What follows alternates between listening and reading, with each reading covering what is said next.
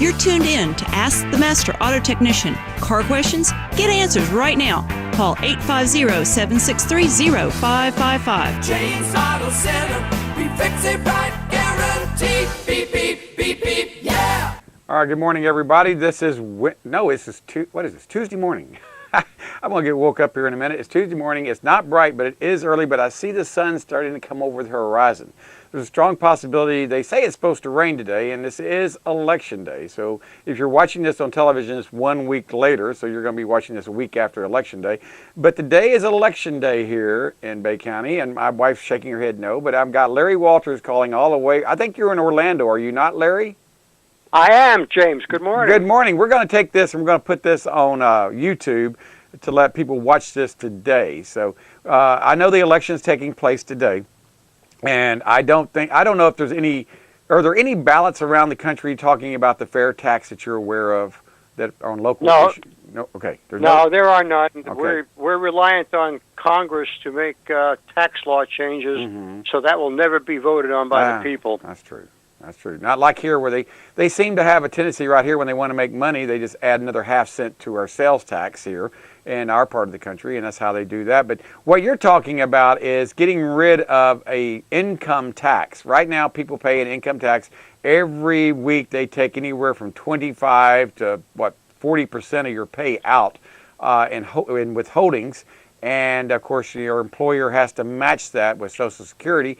And that comes into a lot of money, but what you're talking about is abolishing that part where people take their whole paycheck home, but they only pay a tax when they purchase something, a fair tax.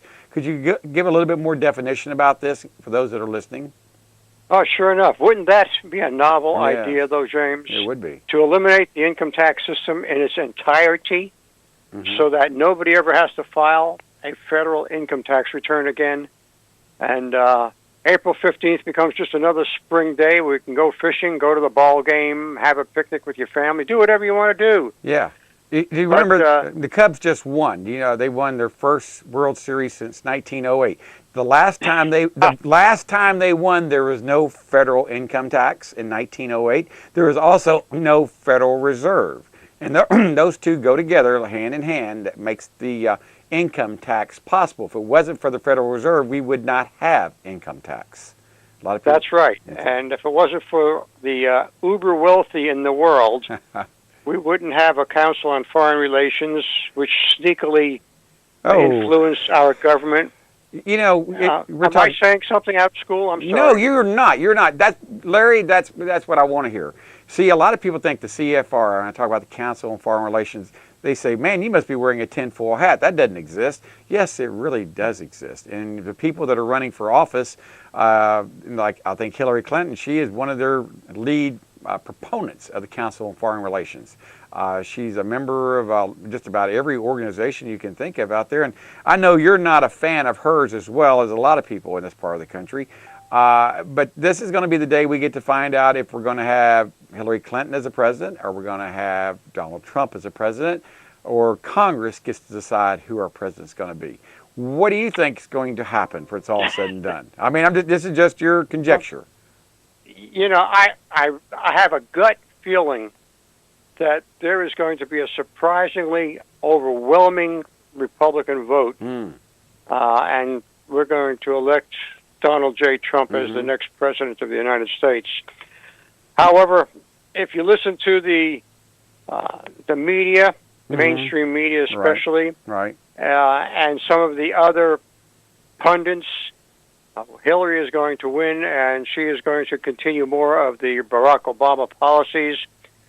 Try taking that awful abortion called the Affordable Health Act and create a one-payer system out of it so that we become more like the European countries that have a socialist, absolutely socialist healthcare system.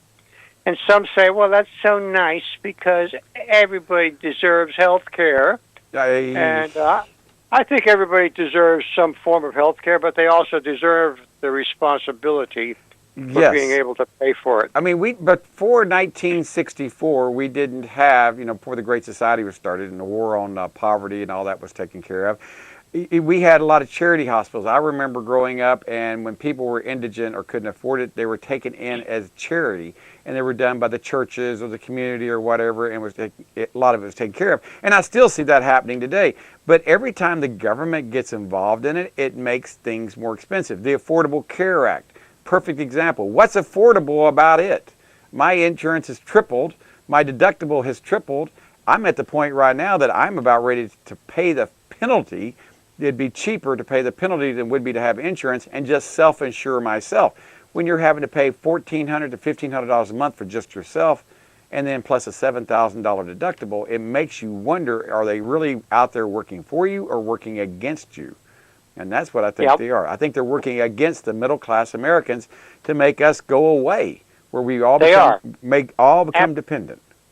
Absolutely. And what they do not reveal is that even though there are some 20 million new people who have health care today that did not have it before the Affordable Care Act, a.k.a. the Obama Act, that Obamacare, that there are an equal number of people who have not been able to afford the new lower premiums and lower deductibles and lower co-pays. They're not lower. What a bucket of bull. They're not lower. I went from $2,500 a year deductible to a $7,500 a year deductible this year. It was $6,250 last year.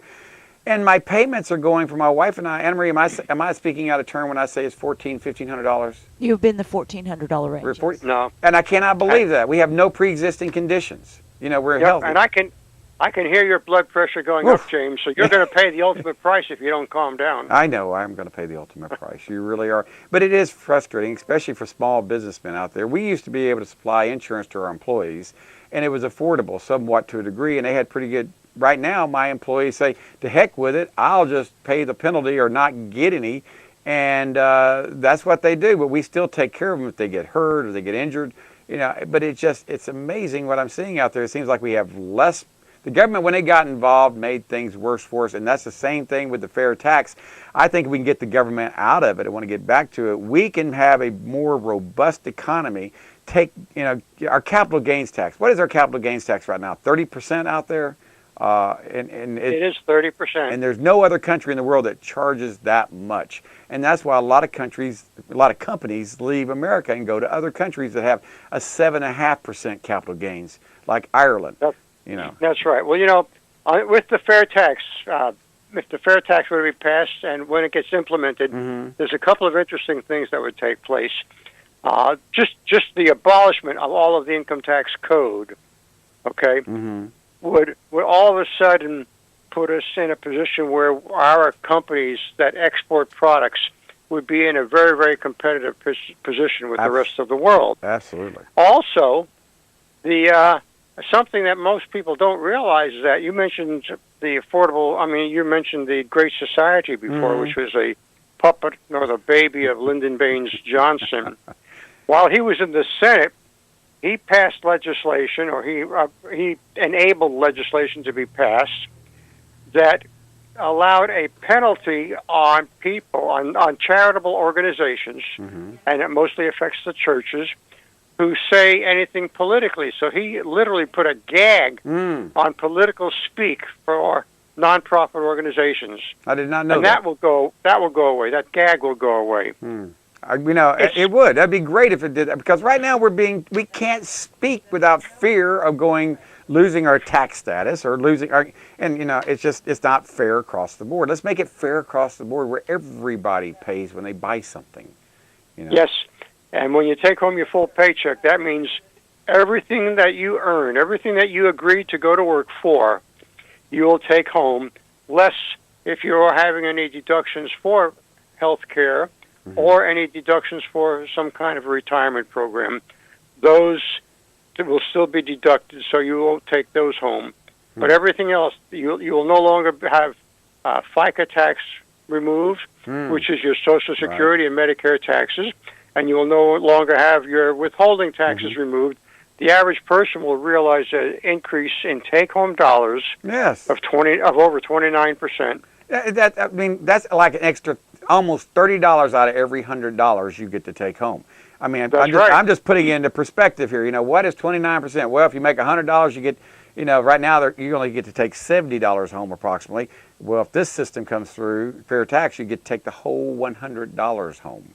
But then you get to figure out when you buy your food, when you buy your car, new cars, new homes, nothing gets taxed that's been pre-bought. Is that correct? If I understand correctly, so if this is not a that is correct. The only thing that is taxed would be new products and all of your services. All your services. Right now, we're being taxed several times. If you buy a used car, you buy anything, you know, you get, I mean, I know one car, I have a car lot buddy of mine, he sold this one car 12 times in the last 2 years.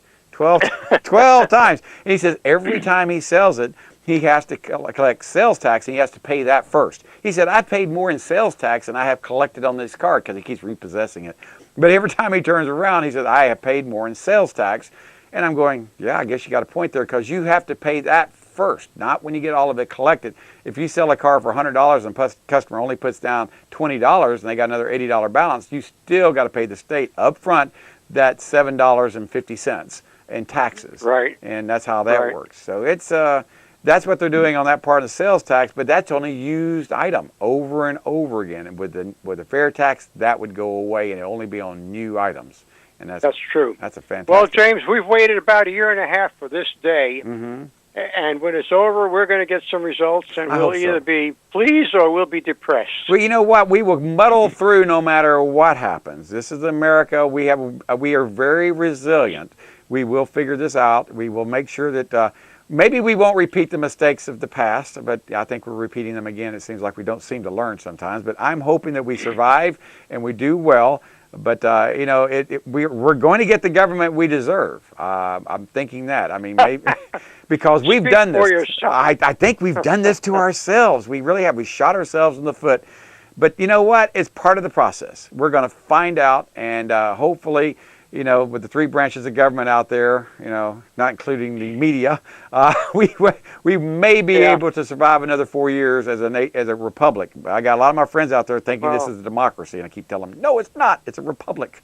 They don't seem to understand that. And if Hillary is elected, unfortunately, we're going to have some Supreme Court justices put in place that are not going to be in the favor of following the Constitution as we know it.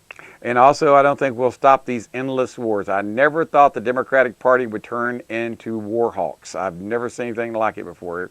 I don't think they met a country that didn't want to bomb. In the last 8 years, I think they've added another 3 or 4 countries that they're war against that no one talks about. Yep. And once again, that's the doing of the CFR, James. Yes, it is.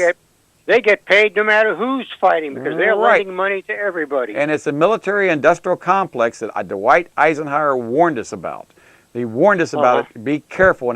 When he left office in his farewell speech, he gave a warning in 1961 about this, and a lot of people have forgotten that warning. And that's what's happened to us. We've got an entire economy now that's built around a war machine, and that war machine is not sustainable. Eventually, it will collapse, and when it does, we collapse. I don't think anyone likes to talk about that. Anyway, thank you so much for being on here, Larry. We look forward to hearing from you again next week or whenever you can call. We just look forward to hearing from you, and I hope everything's working out for you down there in Orlando. And hang in there. You know, we look forward to hearing from you again, okay? We'll do that, James. Thank you very much. You're very, very welcome. We'll talk to you again soon. Bye-bye, everybody. James Auto Center, we fix it right.